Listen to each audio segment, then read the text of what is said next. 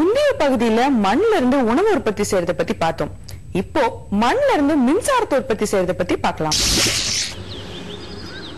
என் பேர் வெங்கடாஜலம். திருப்பூர்ல டிவி மெக்கானிக்கா வேலை செய்கிறேன். நான் வந்து ஒரு இயற்கையான மின்னமைப்பை ஏற்படுத்தணும் ஒரு 20 ஆண்டு காலமும் போராடினேன். இப்போ அதுக்கான சாத்தியக்கூறுகள் ஏற்பட்டு இயற்கையான மின்சாரம், பூமியிலிருந்து மின்சாரம் எப்படி எடுக்கிறது அப்படின்னு சொல்லி இப்போ விளாவரியாக அதை காமிச்சிருக்கோம். மேற்கொண்டு இதில் வந்து 24 மணி நேரமும் பயன்படுத்தக்கூடிய அளவு மின்சாரங்களை வந்து உற்பத்தி ஆகிட்டே இருக்கும். அதை நம்ம எந்தெந்த வகையில் பயன்படுத்தலாம்னா, ஆம்பியர் ரேட்டிங் அதிகம், வோல்ட் குறைவு, அது இரண்டையும் வந்து நம்ம ஒரு கலவையாக பயன்படுத்தி ஒரு மின்னோட்டத்தை புதுசாக ஏற்படுத்தணும். அதன் மூலம் தான் நம்ம இந்த வந்து பேட்டரியில் சார்ஜ் செய்து யூபிஎஸ் மூலமாக நம்ம மின்சாரமாக பயன்படுத்திக்கலாம், ஏசி மின்சாரமாக பயன்படுத்திக்கலாம். இதன் மூலம் வந்து 24 மணி நேரம் மலை பிரதேசங்கள் மற்றபடி எல்லா இடங்கள்லையும் எந்த இடத்துலையும் மின்சாரம் இல்லை அப்படிங்கிற ஒரு சூழல் இருக்காது.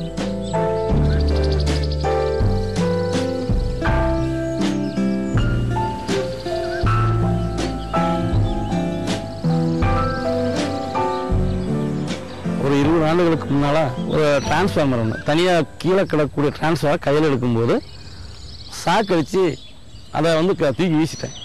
அதுக்கு பிறகு அந்த டிரான்ஸ்ஃபார்மர் ஏதாவது கண்டென்சர் அல்லது வேறு ஏதாவது பயன்படுத்திருக்காங்கன்னு சொல்லி உழைச்சி பார்த்தேன். அப்போ உழைச்சி பார்க்கும்போது உள்ளே எதுவுமே கிடையாது, வெறும் கம்பி மட்டும்தான் இருந்துச்சு. ஆனால் அது சாக்கடிச்சது எப்படி?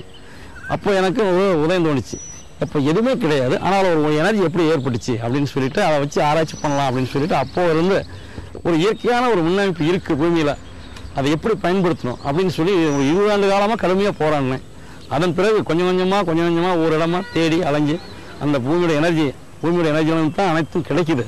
அந்த பூமியோட எனர்ஜி எப்படி உருவாகுது, அனைத்து கோள்களும் இந்த பூமியை வந்து வளர்ந்துருவம் தென்றுருவம் 2 துருவங்களையும் இயக்கக்கூடிய பல கோள்களின் இயக்கத்தின் அடிப்படையில் தான் இந்த எனர்ஜி வந்து 24 ஹவர்ஸ் 24 மணி நேரமும் தொடர் மின்சாரமாக தருது.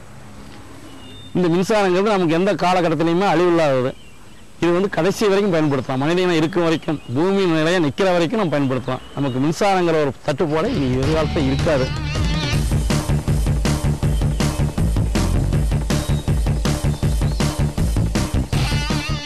இப்போ பயன்படுத்தியிருக்கிறது காப்பர் பிளேட். அந்த காப்பர் பிளேட் வந்து 2 அடி, மொத்தம் 5 போட்டிருக்கு. 5 அடி மொத்தம் 2 அடி விதமாக 5 காப்பர் பிளேட்டை பயன்படுத்துகிறோம், ஒரு எர்த் பிளேட் பயன்படுத்துகிறோம். இந்த 3ஐயும் ஒன்று சேர்த்து ஒவ்வொரு பிளேட்டும் தனித்தனியாக கொண்டு போய் டயோடு வழியாக ரெக்டிஃபைர் பண்ணுறோம். ரெக்டிஃபைர் பண்ணி பியூர் டிசியாக மாற்றிக்கிறோம்.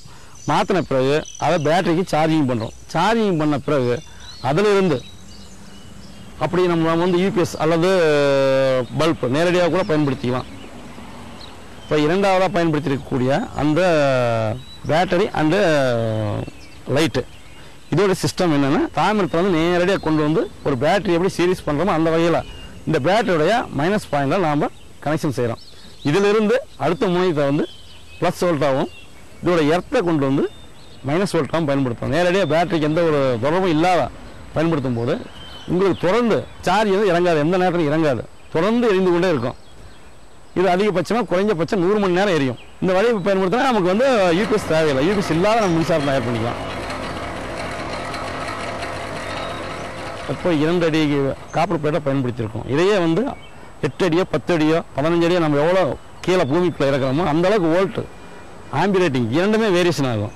அப்போது என்ன செய்யணும்னா, அந்த பிளேட்டில் வந்து நம்ம எடுக்கக்கூடிய மின்சாரத்தை நம்ம வீட்டுக்கு மேலும் பயனுள்ளதாக மாற்றுறதுக்கு இன்னும் கீழே எவ்வளோ பூமி கீழே கொண்டு போகிறோமோ அவ்வளோ வோல்ட்டும் ஆம்பியரும் வேரியேஷன் ஆகும். வேரியேஷன் ஆகும்போது நம்ம இன்னும் நம்ம வீடு பயன்பாட்டுக்கு ஃபேன் மற்ற மிக்சி எல்லாம் அனைத்து பயன்பாட்டுக்குமே 24 மணி நேரம் பயன்படுத்திக்குவோம்.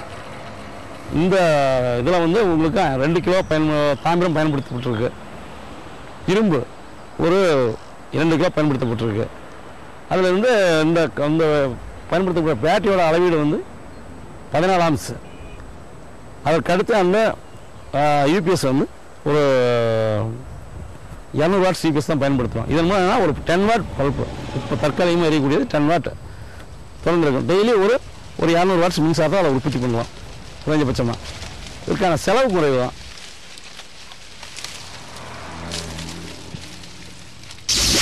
சிறு பொறி தான் காட்டு தீயா மாறுது.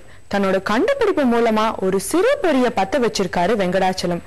இன்னும் விரிவா ஆராய்ச்சிகள் நடந்தா நிச்சயமா மின்சாரம் பத்தின கவலைய நாம எல்லாரும் மறந்துடலாம். அடுத்த வாரமும் இது மாதிரியான வித்தியாசமான கண்டுபிடிப்புகளோடு சந்திக்கிறேன். வணக்கம்.